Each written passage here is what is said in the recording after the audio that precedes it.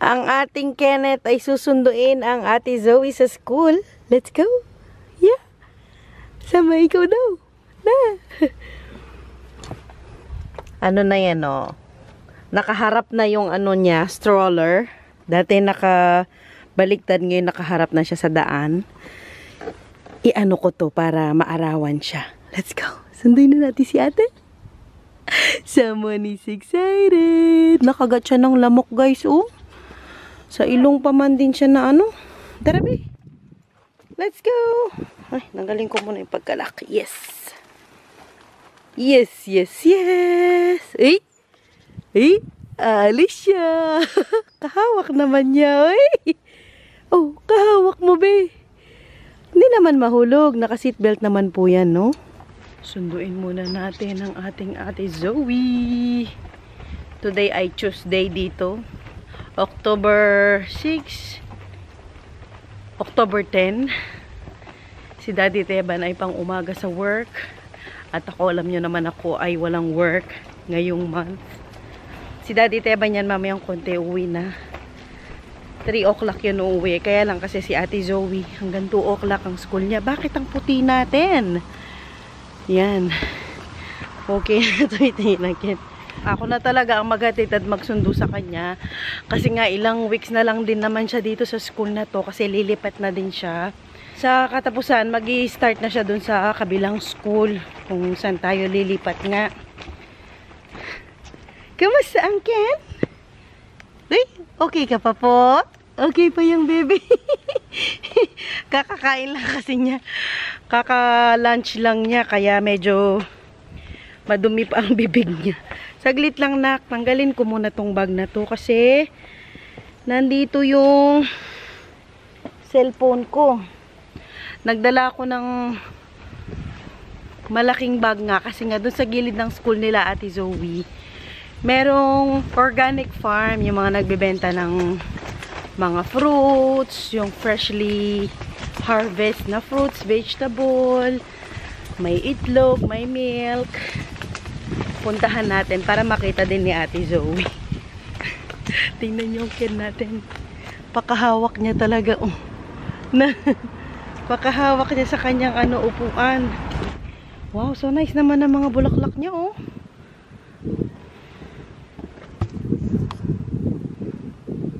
Super nice, no? Ganda, oh. Ganda ng color. Ha? Nakataas ba yung paa mo, ha? Kala mo di ko nakita, ha? Tingnan niyo naman, nakataas ba talaga ang paa niya? Nag-enjoy talaga siya dito. First time niya na nakaharap sa daan. Ano? Gusto mo daw yan? Na? Gusto mo yan? Ano? Nilagyan ko siya ng cup kasi nga baka maanuhan ang bumbunan. Na, parang ano na lang yata yung klase nila. Parang 2 weeks na lang. Tapos ano na nila, bakasyon. Yung parang sem break nga sa atin. After ng bakasyon, dun na siya sa kabilang school. Pakita ko sa inyo mamaya yung bibilhan namin ng ano, itlog. Bili tayo doon. Ay, may dala ba akong pera? Saglit lang. Wala akong dalang pera. Hindi kasi pwede yung... Ayan, meron. Hindi kasi pwede yung card doon. Kailangan ano... cash. Kasi nga nasa ano lang, nasa daan lang yung tindahan niya. Nandito na kami sa school ni ate. Nana. Hintayin lang namin siyang lumabas. Meron pa mga 10 minutes. No. 10 minutes na lang. Lalabas na si ate. No. Ang tawag niya sa ate niya ay bam. Bam. No. Pagising niya ng umaga, bam. Bam. Lapit nang lumabas si ate na. Taas na yung paa niya, oh. Ayun lang ating ate Zoe. Nakakulong pa sila sa gate, hindi pa sila pinapalabas.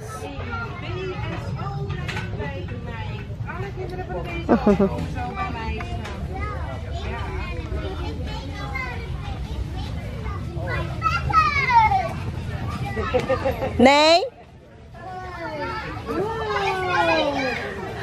Ayun na ang ating ate Zoe. Hala, ayaw niyang pumunta dito.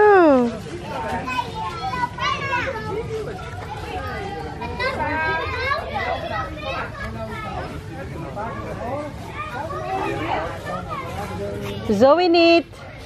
Work ahead. Hi. Say hi to my vlog, Zoe. Zoe, say hi. Hi.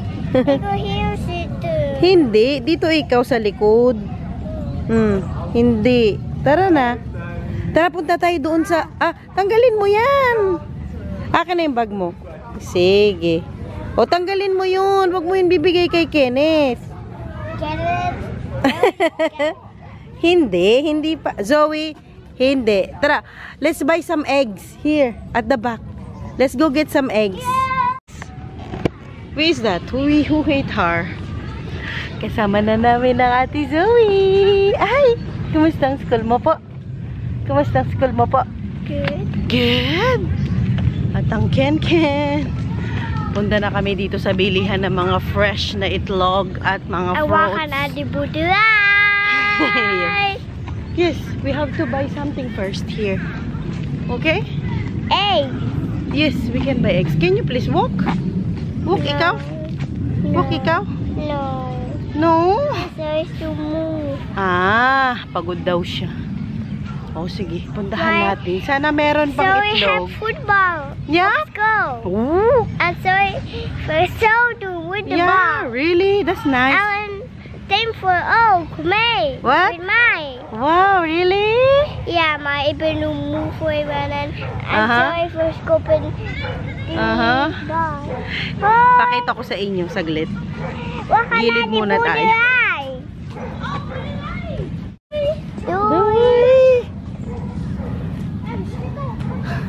Ito yung school nila. Tapos, ito yung bilihan na sinasabi ko sa inyo kanina. Ano po yan? Saglit lang po. Saglit lang po. Ayan, tingin tayo kung meron sila mga fresh egg. Kung anik-anik pa ang meron nila dito. Ayan lang yung tindahan nila. Tapos dun sa likod yung farm nila. Look, Zoe. Look, Zoe. There's a hen. Alis ka muna dyan. Let's look for something to buy. Ayan sila. 100% natural product. Yes, that is egg, I guess. Please. Ito yung mga tinda nila. O yan. Nakakain ba to? Parang hindi naman to nakakain. Parang pan-display lang. Egg. Yes, we will get eggs. Don't worry. Calabasas. Calabas. Tapos, meron silang tindang peras. Ang peras ay €1.50 ang isang kilo. Ito mga fermented na aubergine, courgette, zucchini. Ayan, ang zucchini nila, ang laki. Saan punta? Uy, hindi pwedeng magpunta dyan, mahulog ka. Tapos, ang itlog nila ay €2.50. €2.50. Alang peraso yon? Oh, ayan sila. O, ganito. Mga fresh na egg yan. Saglit lang. Malalaki sila. Oh, mga Diyo. Malalaking itlog. Sige, kunin natin ito. €2.50. Ayan. Ang Kenneth. Ken? Napaano na ang baby ko na yan? Zoe, nakakuha na ako ng itlog. Kuha ako ng siguro para makapag tayo. Leche plan. No. Kuha mo pa yung isa. Ito pa anak. Meron pa dito. It can see. Ayan, ito lagay ko dito. Fresh egg tong mga to. Magbayad muna tayo anak. Wala namang tao dito. So, ang pagbabayad ay dito lang sa canister na ito. Ayan.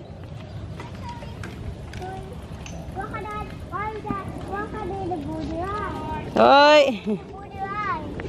Ayan, €2.50, tama ba? Oo. Bayad tayo dito ng ating biniling itlog. Ayan. Let's go na. Uwi na tayo. Ang ating Kenneth ay Okay pa. Naguluhan ko ano niya ka. Yes. Napagod ang ating ate. Gusto daw umupo. Nakiupo muna dito. Malayo-layo pa ang ating lalakaran. Pagod siya sa school. Wawa naman. Look guys, oh. Mga ano, peras. Lalaki, oh. Laki ng bunga, oh. No, we cannot pick one. Ang dami niyang bunga, oh. Dito lang to sa daan. Hindi pwede, hindi yan atin. Wow. Hindi yan atin. Wow. Anong warong? Okay ka na po? Nakapagpahinga na? Tara na ulit? Oh, sige. Halak ka, kinain mo na yan. Kinain mo na yan. Oh, alis na ikaw dyan. Na? Alisin ka na ni Mami. Opo, ito na. Ito na, tanggalin ka na ni Mami. Wait a minute. So, haba. Ate, dito sa loob. Pasok. Pasok ikaw. Na paano? Mami. Oh, hala. Ayan naman ang Kenneth ulit. Nagtanggal na naman ng mga... Siya pa ang galit. Ate, wag ka po upo dyan. Please. Ate, dito. That is not for sitting, ate. This one, yung bankwell. Oh, ano nangyari? Nasaan yan? Hala, nasira. Uy.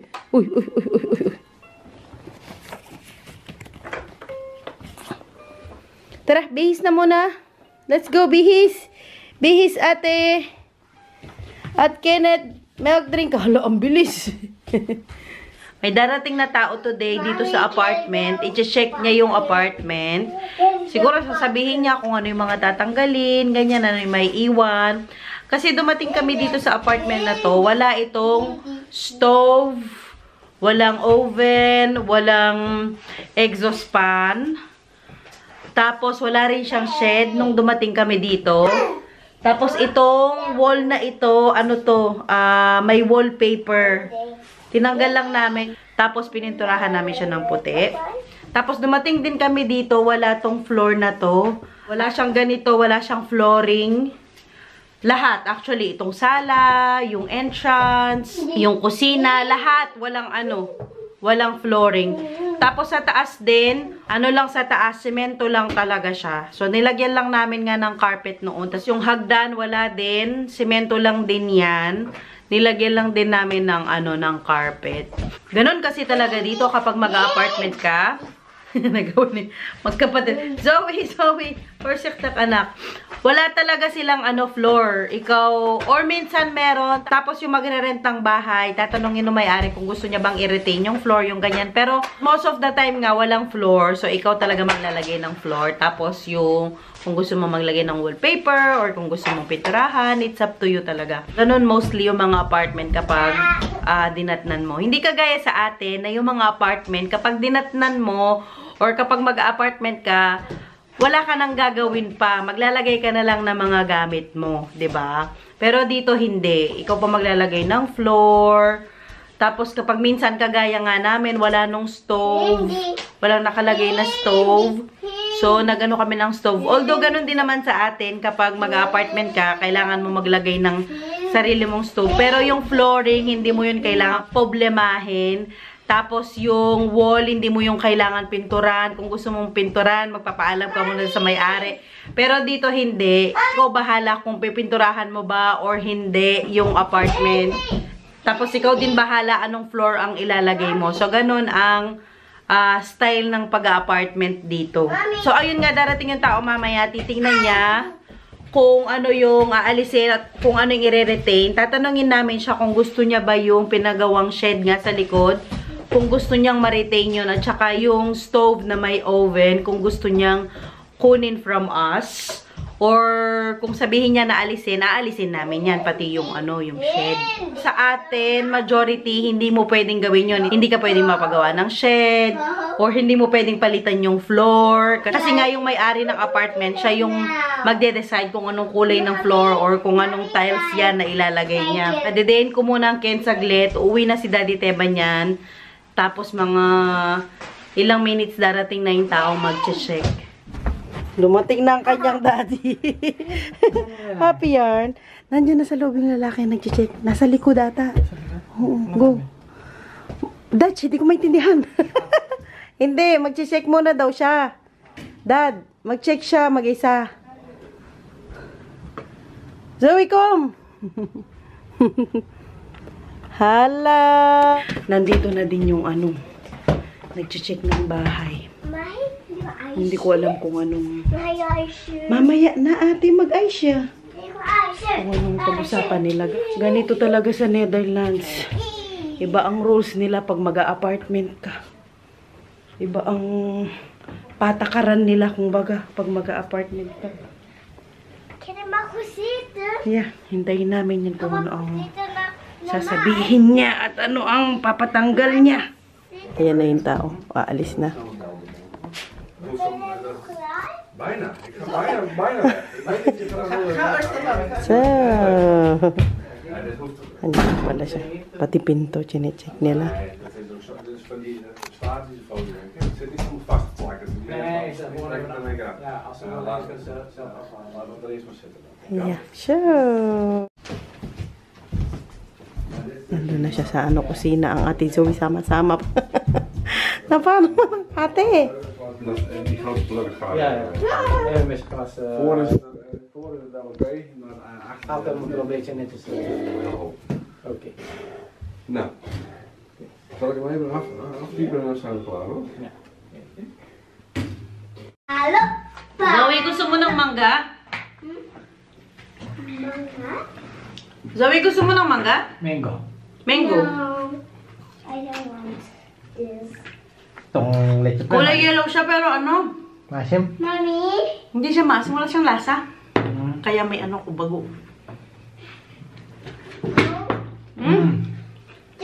deze kan die. Ayun nga, sabi nga nung nag-check kanina, tanggalin daw namin yung stove. Tapos yung sa taas ng stove, yung exhaust.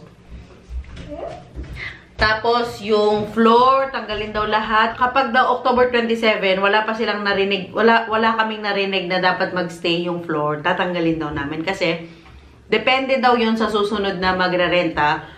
Kung gusto niyang ipa-retain yung floor namin, kung gusto niyang gamitin, or hindi. So, kapag wala daw kami narinig sa kanila ng October 27, ibig sabihin, tanggalin na namin.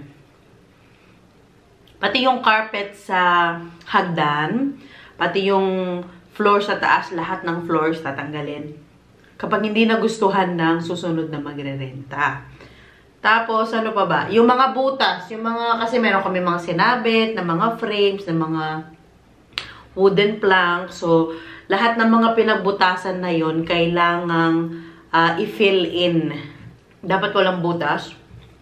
Tapos, yung mga ilaw na dinatnan namin dito, mag-i-stay. Dalawa lang naman yung dinatnan naming ilaw dito. Yung ilaw dun sa hallway, at saka yung ilaw dito sa hallway papuntang kusina. Tapos ano pa ba ang sabi niya? Yung shed sa likod, wag muna daw naming tanggalin. So, i-decide pa nila kung papastay or hindi. So, meron pa kaming hanggang November dyan kung hindi nila nagustuhan yung shed. And then, tatanggalin namin or bebenta namin. Ano pa bang sinabi na? Yun lang. Basically, yun lang. Okay naman daw ang bahay. Okay naman lahat. Wala naman kasing sira yung bahay. Exactly 5 years pala kami dito nakatira. Ngayong October 31. Sakto siya kasi October 31 nga naman yung ano namin. Yung kontrata. 5 years ago, October 31, 2018, doon kami lumipat dito pala. Halloween pala yun. Lumipat kami dito. Dad, Halloween pala yun. Nung lumiyaw pala tayo ito. Ano yun ba? What is that, Daddy? So, yun na mga sinabi niya para sa apartment. Balik daw siya ng October 31 dito para ibigay sa amin yung... Ay, hindi. Para ibigay namin yung susi at saka ano na, last check na niya. Ano na. Subusin ko na to. At naririnig ko yung magama naglalaro. Puntahan natin. Boy, holy, holy, holy. Sino madal ang good? Si Daddy Unggoy, pitik mo na yung noo niya. Pitik I na. have paper and Yes. stone. Yes. Talo si Daddy. One more, one more. I will Jack. and Ulit, Jack. Jack and boy. Holy, holy, holy. Sino madal ang good? Siyang Unggoy. Oh, mate. Paper. And, who is the winner? Daddy. O, pitik na. Sa ulo. Isa ano? Noo. Noo. Pitik, pitik, pitik. Paper. Ah! Last round. Last round. Jack. Ulit. Okay. Sing. Jack and boy. Holy, holy, holy. Sino madal ang good? Wow! So is the winner! O, pitik na si Daddy.